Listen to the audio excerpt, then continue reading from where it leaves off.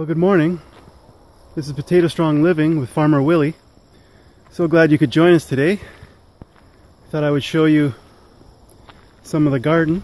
These sunflowers have grown so tall. Bees love these things. There's one there, you can see more flowers opening up. Here and here, there's going to be some there as well. Some marigolds there. Let's take a walk over to the raised beds. It's a beautiful morning here in New Brunswick, Canada.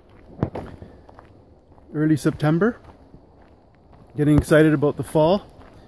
We can see here, this is amazing how tall this is. I'm 6 feet, this thing is probably 10 feet tall. Some here as well. Just gorgeous.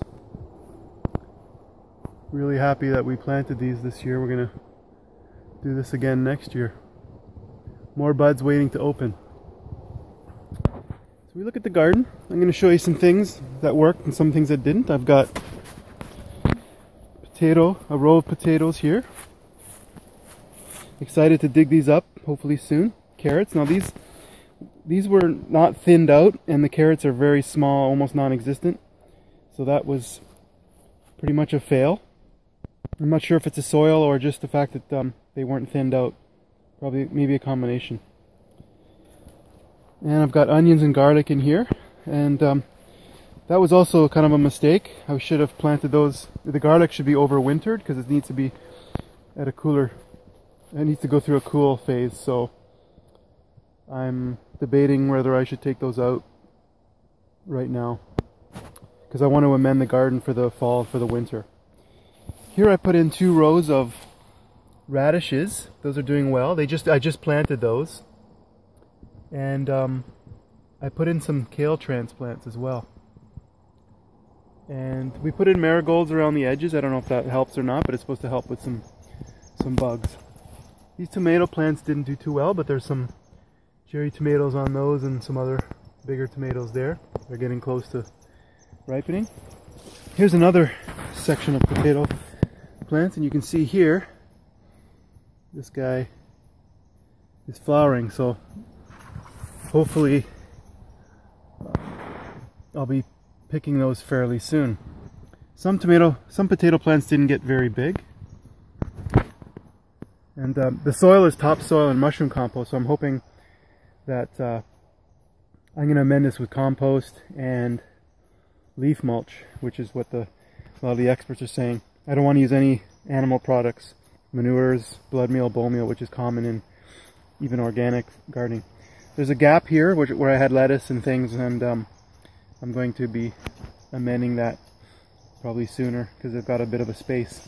I did transplant just recently some kale in here, and it's coming up. I had lettuce in here. It did okay. It's a bit too hot in the summer for that. So that was another mistake. These things got frostbitten in June pretty early. There's a cucumber here, but it's not doing too great. You can see little buds here, hopefully, right there. But it's already September, so probably going to rip those out. So that is the gist of it. It's been a lot of fun. But I'm looking forward to next year because I'm going to amend this thing quite a bit, as I mentioned. And hopefully alfalfa meal, my own compost. Let's just take a look at I've got some trees in here. The pear tree broke. I'm not sure if something got chewed or just broke over in the wind, but that was a little upsetting. This is a mixed apple tree. There's some apples here. I'm looking forward to picking those. There's not too many. It's the first year we planted it, so these are some purple coneflowers. We're hoping to do more of those. We're going to get the seeds and spread those out. Quite pretty. Some lilies here. There's still some coming up. It's quite a beautiful plant. More coneflowers. These are beautiful. And it's early September, we're going to be getting more seeds. This is a honeycrisp tree. Kind of small and just starting, so no apples on this year. Let's take a look at the, it's a beautiful plant, flower, white.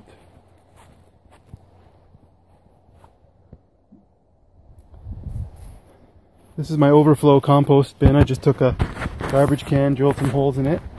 But this is the main one that I've been leaving alone. Grass clippings, leaves, and kitchen scraps. And it's got some twigs in it, but it's fairly broken down.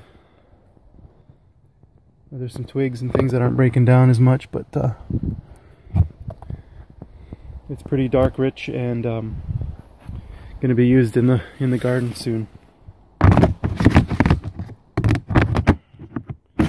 Let's go take a look at the containers and greenhouse.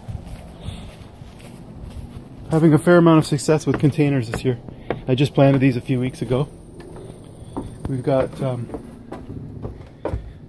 kale coming up nice. Right now there's some caterpillars, so we have to watch. This is spinach. Some big leaves. This one's getting pretty big. Another container of spinach. Another couple containers of kale that's coming up nicely. This is the cilantro. I did a video showing how to grow cilantro. Just put some seeds in a pot with potting mix. It was pretty straightforward. Same thing here with Swiss chard. So, and then we've got this pretty big potato plant. There's 2 seed potatoes in there. So I'm hoping this container is full. It's a fairly big container. So I'm hoping that has lots of potatoes. Let's take a look at the greenhouse. There's not much in here right now. Just finishing up some cherry tomatoes. But you can see quite a few. And these are some other small tomatoes as well. So there's quite a few cherry tomatoes still on this one. And this is another type of tomato. These were indeterminate. They got so big they kind of collapsed over. So I'm going to try next year to trim them a bit. Here's a pepper plant. Didn't do too great. But there is a pepper on it. But I let the transplants go too long before I moved them into the bigger container. So that was probably my fault. So some lessons to be learned about timing of planting, what type of soil, using a good potting mix in the containers, better stuff in the compost and that in the raised beds, planting things at the right time of year, things that don't bolt in the summer like lettuces, and trying to keep them out of the sun if you're going to plant them, and not, thinning out seedlings so they don't get too congested like the carrots, and lots of things I've learned, and next year will be even better. So, but really happy. I got a fair amount of cherry tomatoes, Russian red kale. Oh yeah, didn't mention that. Just come back over to the garden for a second. This was kind of a pick and come again. I kept cutting the Russian kale, red kale. There was 6 or 7 leaves on it. You can see it keeps coming back. This has got one. I cut it all off, all the branches off the other day, but it still keeps wanting to come back. So that's really cool. So I'm going to keep picking those as long as I can. Okay guys, hope you like that. This has been Potato Strong Living with Farmer Willie.